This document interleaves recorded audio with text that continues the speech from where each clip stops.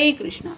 आज का टॉपिक है किसी को बहुत गुस्सा आ रहा है, लेकिन क्यों, क्या वजह हो सकती है उनके गुस्से के पीछे, ये जानने की कोशिश करेंगे आज के रीडिंग से। 2 डेक है, दोनों में से लेंगे 8 कार्ड्स।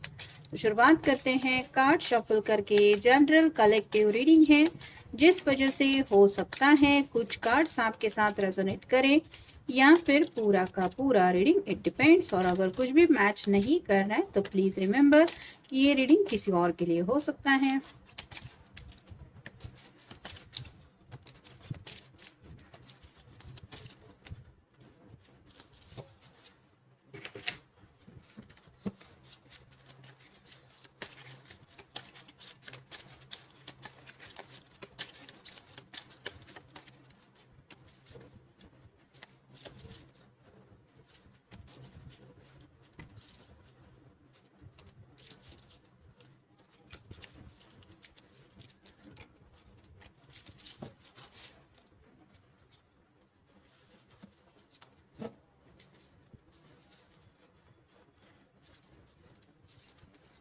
पहला जो कार्ड है वो है स्ट्रेंथ का। तो लियो का कार्ड है, आपका या उनका साइन हो सकता है। यहाँ पे तो ये दोनों जैसे एक दूसरे से काफी ज्यादा अपोजिट है। एक फीमेल पर्सन है और एक है लायन। वैसे ही अंडरस्टैंडिंग को लेके इस पर्सन को कुछ दिक्कतें आ रही हैं, यानी कि हो सकता है उनको ऐसा लग रहा है कि उनके जो जज्बात है वो आपको ना तो वो समझा पा रहे हैं और ना ही आप खुद समझ रहे हैं, जिस वजह से ये एक्सप्रेस तो करना चाहते हैं उन सब बातों को, लेकिन वो कम्युनिकेशन हो नहीं पा रहा है। इस वजह से भी शायद ये पर्सन नाराज है। फिर है ace of wands, fire sign Aries, Leo या फिर सैजिटेरियस। एसेस हमेशा न्यू बिगिनिंग को दर्शाते हैं। तो ये पर्सन आपके साथ पैशनेटली एक शुरुआत करना चाहते हैं। पैशनेट इन द सेंस कि इनके जो जज्बात है वो आपसे काफ़ी ज़्यादा डिफरेंट हो सकते हैं। रोमांटिक फीलिंग्स भी काफ़ी ज़्यादा अलग हो सकती है और इसी वजह से ये अपने तरीके से इस रिश्ते में आगे बढ़ना चाहते हैं, जो शायद पॉसिबल अभी तक नहीं हो पा रहा। ये भी एक वजह हो सकती है उनके गुस्से की। फिर है king of hands, fire sign Aries, Leo या फिर सैजिटेरियस। यहाँ पे भी जो किंग है उसके चेयर पे दोनों साइड पे आप देख सकते हैं फायर है। तो अंदर से तो ये पर्सन आपके प्यार में काफी ज्यादा तड़प रहे हैं और उनको ऐसा लग रहा है कि आपको बिल्कुल भी एहसास नहीं है कि किस तरह से उनकी हालत खराब हो रही है आपके बिना। तो यही सब बातें वो आपकी तरफ से अंडरस्टैंडिंग में चाहते हैं कि आप समझ के ले, जो बातें वो आपको कह नहीं पा रहे हैं। फिर है द हीरो फंड।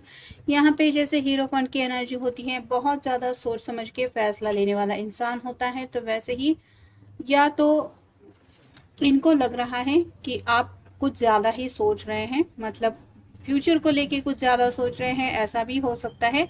या फिर इन जनरल उनको लगता है कि हर एक बात को लेके आप शायद बहुत ज़्यादा सोचते हैं। मतलब जैसे इस पर्सन के दिलो दिमाग में आता है, बस मन में आया तो एक्शन ले लिया, उसी तरह से पैशनेटली रिश्ते में आगे बढ़ लिया, ऐसा शायद इनका कहना है। लेकिन आपका नेचर अपोजिट होने की वजह से इनको लग रहा है कि आप उस तरह से इनके साथ आगे नहीं बढ़ पा रहे हैं या बढ़ रहे हैं जैसा ये चाहते हैं। फिर है five of wands, fire sign Aries, Leo या फिर सैजिटेरियस।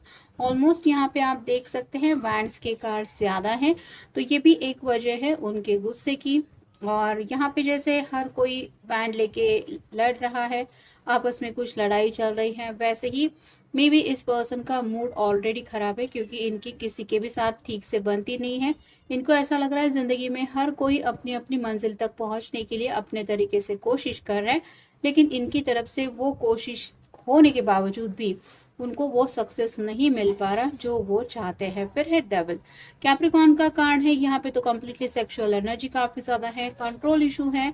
तो कहीं ना कहीं ये पर्सन हालात को भी कंट्रोल करना चाहते हैं और हो सकता है अपनी मर्जी के मुताबिक आपको भी ये एडजस्ट करना चाहते हैं, या फिर आपकी तरफ से भी वो ही एडजस्टमेंट ये एक्सपेक्ट कर रहे हैं जो उनको मिल नहीं रही है। यानी कि जो भी ये विश कर रहे हैं उनका बस यही कहना है कि उनकी विशेष आप पूरी करते जाएं, जो भी इनके मन में आए। जैसे यहाँ पे तीनों कार्ड से, तीनों कार्ड में आप देख सकते हैं फायर काफी ज्यादा है, तो ये पर्सन बहुत ज्यादा पैशनेटली आपको लेके सोचते हैं। फिर है द चैरियट। कैंसर का कार्ड है, ये आपके साथ आगे बढ़ना चाहते हैं, लेकिन ये ऐसे बढ़ना चाहते हैं जैसी इनकी मर्जी है। मतलब आप क्या चाहते हैं, आपके घर वाले क्या चाहते हैं, या फिर और लोग दुनिया इसके बारे में इनको नहीं सोचना है। ये अपनी मर्ज़ी के मुताबिक आपके साथ आगे बढ़ना चाहते हैं, जो शायद पॉसिबल नहीं हो रहा है। ये भी शायद वजह हो सकती है गुस्से की। और फाइनल कार्ड है द मून, पाइसेस का कार्ड है। तो रात रात भर ये पर्सन आपके ख्यालों में खोए रहते हैं। जैसा कि हमने देखा, काफ़ी सारे फायर के कार्ड हैं, तो फैंटेसीज कुछ ज़्यादा ही है इनके दिलो दिमाग में, और उन्हीं फैंटेसीज में ये खोए रहते हैं। लेकिन जब एहसास होता है कि ये रियलिटी नहीं है, ये सिर्फ सोच है या फिर ये सब इमेजिनेशन है, तो वो बातें गुस्से में बदल जाती हैं। और ये भी एक वजह है कि ये ऑलरेडी ज़्यादा दिल में उस तरह के जज्बात फील कर रहे हैं, जिस वजह से इनको चैन सुकून की नींद नहीं आ रही, और इस वजह से ये रात रात भर जगते भी रहते हैं। फिर है अवॉइडेंट, किसी किसी को लग रहा है कि आप जानबूझ के उनको अवॉइड कर रहे हैं।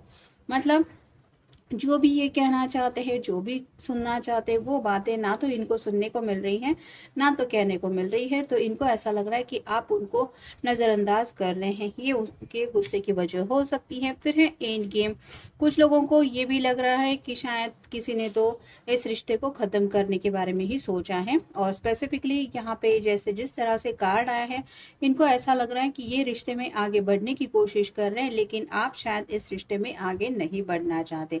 ये भी एक वजह हो सकती है। फिर है फ्री स्पिरिट, तो ये जो भी पर्सन है जिनके लिए भी आप ये रीडिंग देख रहे हैं, वो अपनी मर्जी के मुताबिक ज़िंदगी जीने वाले इंसान हो सकते हैं। फ्री स्पिरिट उनका नेचर है, मतलब ये घर वालों की भी काफ़ी ज़्यादा सुनते हैं, ऐसा भी यहाँ पे रीडिंग में तो नहीं लग रहा।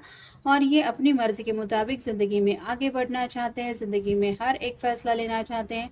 यही अब तक की उनकी आदत रही होगी, और जब उन्होंने शायद आपके सामने अपने फैसले को रखा, तो मे भी आपने उस फैसले में अपनी रजामंदी शामिल नहीं की, या फिर आपने अपनी मर्जी उनको बता दी, जो कम्प्लीटली इनकी मर्जी के अपोजिट हैं। ये भी शायद एक वजह है उनके गुस्से की। फिर है पीयर प्रेशर, तो काफ़ी ज़्यादा दिल और दिमाग में ये पर्सन प्रेशर फील कर रहे हैं, यानी कि सोच सोच के भी परेशान हो रहे हैं। जब बात करने जाते हैं तो अलग ही बात कह देते हैं। हो सकता है थोड़ा सा फायर साइन का अगर इनका नेचर है, तो गुस्से में बात बनते बनते भी बिगड़ जाती है, जिस वजह से ये कम्युनिकेशन भी ठीक से नहीं कर पा रहे। फिर है स्टॉकिंग, कुछ लोगों के साथ बिल्कुल भी बातचीत आपस में नहीं हो रही, जिस वजह से ये स्टॉकिंग करते रहते हैं। आप कब ऑनलाइन दिखते हैं, कब ऑफलाइन दिखते हैं, इनके ऊपर उनकी अगर नज़रें हैं, तो इनको गुस्सा आता है कि ऑनलाइन तो अगर आप आ रहे हैं, फिर भी अगर इनसे कांटेक्ट नहीं कर रहे हैं, ना कॉल है ना मैसेज है, तो इस तरह से उनको अवॉइड क्यों किया जा रहा है, ये वो अच्छी तरह से समझ रहे हैं, और इसी वजह से ये गुस्सा भी हो रहे हैं। फिर है एडमिरेशन, कुछ लोगों के साथ ये भी है कि वो आपको तारीफ करके, मतलब आपकी तारीफ करके आपका दिल दोबारा जीतना चाहते हैं, लेकिन ये भी इस पर्सन से ठीक से नहीं हो पा रहा। मतलब जब कम्युनिकेशन शुरू हो जाता है, तो ऑटोमेटिकली इनके खुद के मूड्स उनके ऊपर शायद हावी हो जाते हैं, जिस वजह से ये अपनी ही धुन में खो जाते हैं।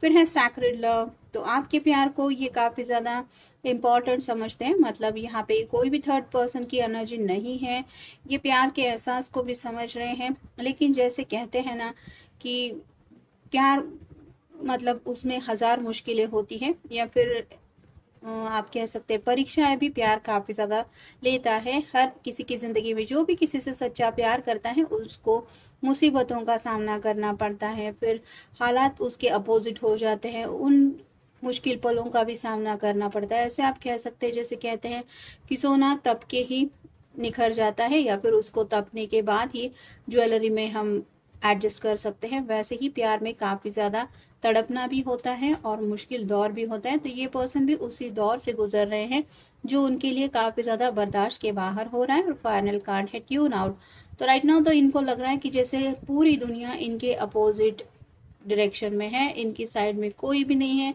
ये पूरी तरह से अकेले पड़ गए हैं। ना तो इनको समझने वाला कोई है, ना इनके ख्यालातों को अंडरस्टैंड करते हुए इनसे बातचीत करने वाला कोई है। मतलब इनको ऐसा लग रहा है कि ये दुनिया में पूरी तरह से अकेले पड़ गए हैं, और यही अकेलेपन की वजह से ये काफ़ी ज़्यादा गुस्से में भी है, क्योंकि ये उस अकेलेपन में भी कहीं ना कहीं आपको अपने साथ काउंट करते रहते हैं। लेकिन जब रियलिटी फेस करते हैं कि इन रियल तो वो अकेले ही है, आपसे शायद उनकी बातचीत भी नहीं हो रही, तो ये जो बातें हैं वो और भी ज़्यादा गुस्से में बदल जाती है। तो ये था आज का रीडिंग, जनरल रीडिंग है, आपके साथ जितना रेजोनेट हो उतना ले लीजिए। मिलेंगे नेक्स्ट रीडिंग में।